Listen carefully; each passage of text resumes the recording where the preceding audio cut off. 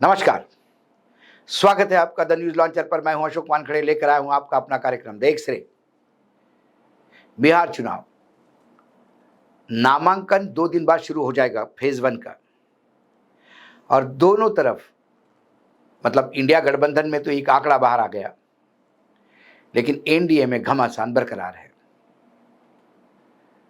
चंद दिन पहले हिंदुस्तानी आवाम मोर्चा हम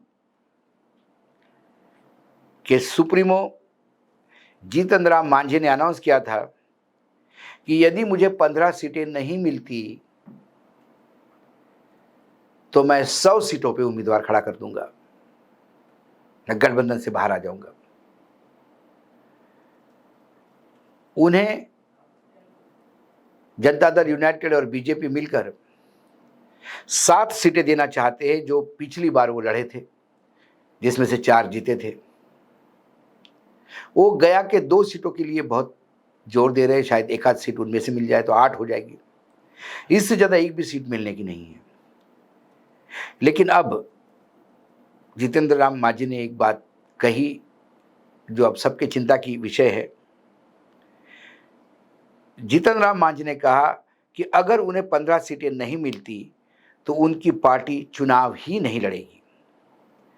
राष्ट्रीय जनतांत्रिक गठबंधन यानी एनडीए के 2 प्रमुख दल जनता दल यूनाइटेड और भारतीय जनता पार्टी को मांझी ने अब सीधी धमकी दी है। बीजेपी को मांझी ने अब सीधी धमकी दी है और कहा कि हम 15 सीटें मांग रहे हैं और कह रहे हैं कि उनकी पार्टी प्रांतीय दल की मान्यता दिलाने के लिए करो या मरो का सवाल बन गया है उनके लिए।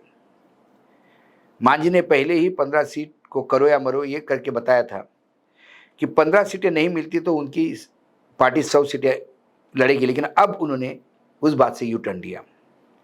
बुधवार को मीडिया से बातचीत में कहा था कि पहले मैंने कहा था हमारी कोई डिमांड नहीं है, हम एक तरह से उन लोगों से अनुरोध कर रहे हैं। अभी हम निबंधित पार्टी के नाम पर बेइज्जत हो रहे हैं। हर कदम पर आपको एनडीए को मदद किए हैं, क्या हमको आप बेइज्जत होते देखते रहना चाहते हैं? अगर नहीं चाहते तो हमारा जैसा 60% स्कोरिंग रेट है, 7 सीटों में से 4 जीते थे, तो आप 15 दे दीजिए, 7 या 8 सीट जीत जाएंगे। हमारा मान्यता प्राप्त सीट दर्जा मिल जाएगा। यही तो मांग है, इसमें विरोध का कोई मामला नहीं।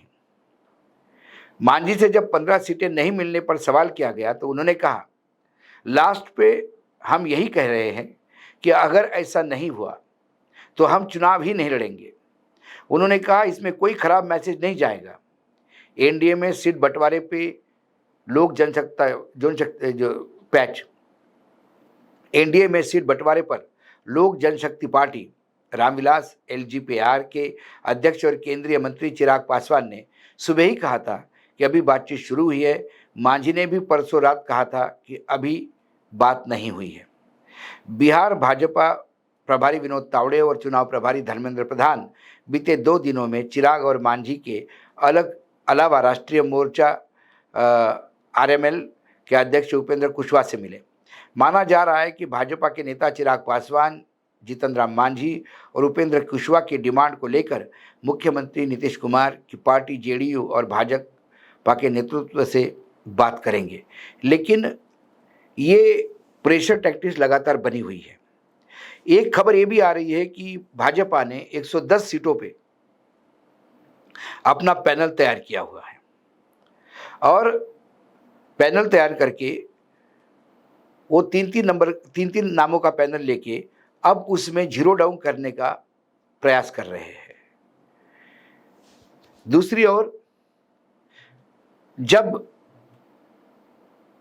रामविलास पासवान को श्रद्धांजलि दी आरजेडी के नेता तेजस्वी यादव ने, तो उसका भी कई राजनीतिक विश्लेषक अलग अलग अर्थ निकाल रहे हैं।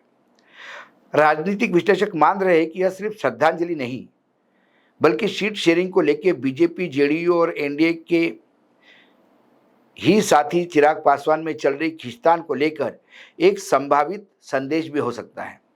यह राजनीतिक रणनीति उस समय की जा रही है जब बिहार में छोटे दलों की अहमियत बढ़ रही है और एनडीए में सीट शेयरिंग पर असहमति की खबरें बाहर आ रही है। बिहार चुनाव से पहले एनडीए गठबंधन में सीट शेयरिंग को लेकर सियासी हलचल तेज हो गई। मोदी के हनुमान कहे जाने वाले चिराग पासवान सीट बंटवारे को लेकर नाराज बताए जाते हैं। उन्होंने बीजेपी और जेडीयू से 45 सीटों की मांग की है, जहां पेच फंसा हुआ है। अब दूसरी ओर एक और बयान है जो चाचा पशुपति पारस का है, जो राष्ट्रीय लोक जनशक्ति पार्टी के अध्यक्ष है। क्योंकि ये दो फाड़ हो गए, ओरिजिनल पार्टी उनके साथ गई पशुपति पारस के पास, और इनको उसी पार्टी से आगे रामविलास करके नया दल स्थापित करना पड़ा चिराग को। उन्होंने कहा कि महागठबंधन से जितनी सीटें मिलेगी उस पर तो पार्टी उम्मीदवार होंगे, साथ ही जितनी सीटों पर चिराग की पार्टी लोजपा आर लड़ेगी उन सभी सीटों पर हम हमारे इंडिपेंडेंट उम्मीदवार खड़े करेंगे। क्योंकि चिराग पासवान ने परिवार और पार्टी को तोड़ने का काम किया है, वे बुधवार को स्वर्गीय रामविलास पासवान की पुण्यतिथि पर पार्टी कार्यालय में आयोजित कार्यक्रम में मीडिया से बात कर रहे थे। पशुपति पारस इस बार महागठबंधन के साथ मिलकर चुनाव लड़ रहे हैं। उम्मीद जता रहे हैं कि उनको 2 या 3 सीटें मिल सकती है। लेकिन यदि पशुपति पारस ने अपने भतीजे के साथ पुराना हिसाब चुकाने की बात की तो फिर वो चिराग के हर उम्मीदवार के सामने यदि अपने उम्मीदवार उतारते हैं तो फिर चिराग को भी थोड़ी परेशानी तो होगी। अब देखना ये है कि ये सारा जो रायता फैला है ये समेटेगा कैसा। इंडिया गठबंधन में तो रायता कम ही फैला है। हालांकि खबरें ये भी आ रही है कि वहाँ मुख्यमंत्री पद को लेके, लेकिन जितनी पार्टी के नेताओं से बात हो गई है उन्होंने कहा कि कांग्रेस को इसमें कोई प्रॉब्लम नहीं है। जब आप 50-60 सीट पे लड़ रहे हैं और सबसे ज़्यादा सीटों पे, आपसे डबल सीटों पे करीब करीब यदि आरजेडी लड़ रही है तो उम्मीदवार मुख्यमंत्री उन्हीं का होगा, छोटे पार्टी का उम्मीदवार तो होगा नहीं। हाँ, मंत्रालय मंत्रिमंडल जब बनेगा तब मंत्रालय को लेके तब खींचतान हो सकती है, लेकिन आज तो सीट शेयरिंग को लेके करीब करीब फार्मूला तय हुआ है, जो मिड डे मुद्दा में हमने कल इस पे बहुत विस्तृत चर्चा की। लेकिन एक तरफ चिराग पासवान के दोनों हाथों में लड्डू है, वहाँ आरजेडी भी उनको हाथ हिला रही है, पीछे पीके भी हाथ हिला रहे हैं। यहाँ बीजेपी जनता दल यूनाइटेड का एक धड़ा कह रहा है कि चिराग चला भी जाए तो कोई फर्क नहीं पड़ता, हमारे पास 50-55% वोट है। लेकिन ये 50-55% वोट की जो बात कर रहे हैं ये सिर्फ कागजी कार्यवाही है। ये सारा गुना भाग जो है कागज पे है। यथार्थ के धरातल पे यदि ऐसा होता तो फिर बीजेपी से कम सीटें जनता दल यूनाइटेड को आनी ही नहीं चाहिए थी, लेकिन आई है। पिछले विधानसभा के चुनाव के नतीजे ये जनता दल यूनाइटेड के लिए भी एक सबक था। इस बार नीतीश कुमार भी कह रहे हैं कि बीजेपी के से ज़्यादा किसी भी हालत में सीटें लानी होगी, क्योंकि वो जानते हैं कि बीजेपी से कम सीटें आने पे अब मुख्यमंत्री पद उनको नहीं होगा, उनके पास नहीं होगा।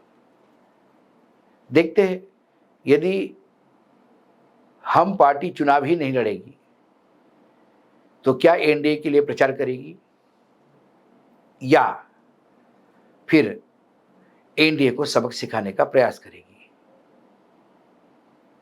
बात आने वाले समय में ही पता पड़ेगी। पहले फेज का नामांकन 2 दिन बाद शुरू होगा। अभी तक दोनों तरफ से क्लियर कट अनाउंसमेंट कहीं नहीं है। कांग्रेस रात को मीटिंग कर रही है 50 सीटों पे उम्मीदवारों पे, और बीजेपी की तरफ से खबर है कि 110 सीटों के ऊपर उनके पास भी पैनल आ रहा है।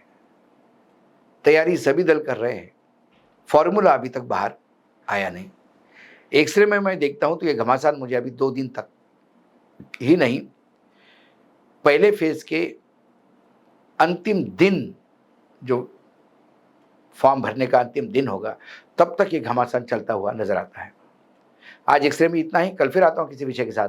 तब तक के लिए नमस्कार, देखते रहिएगा द न्यूज़ लॉन्चर।